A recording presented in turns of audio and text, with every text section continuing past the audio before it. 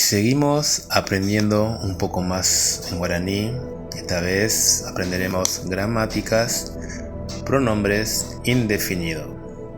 Se refiere a personas o cosas de una manera vaga o general. Los pronombres indefinidos no acompañan a los sustantivos. Nadie, ababé. Ambos, los dos, mocoinbeba. Cualquiera, oimenaeva. No cualquiera, naimenaevai. Uno, peteiva. Uno solo, peteiño, peteinte. Otro, ambueva. Nada, mbaebe. Todos, opababé. Todos, magmaba. Muchos, jeta. Poco, pocos, bobu. Acá en esta parte la M y la B, bobu, bobu. Se utilizan también así. Oye purú, abei, peisha. Tú solo, neaño, neañonte.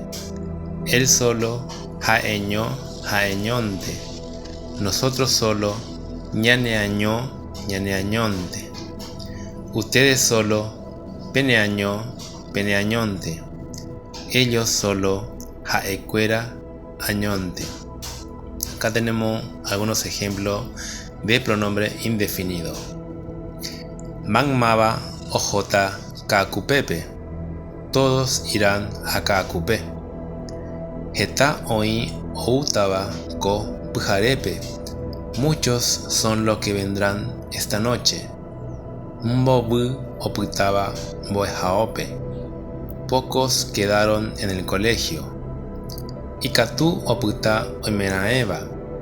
Puede quedar cualquiera. Gracias a todos los que se suscribieron. No se olviden de poner me gusta y compartan por favor. Así me dan un poco de ayuda a este canal y así seguir aprendiendo un poco más este dulce idioma que es el guaraní. Muchas gracias.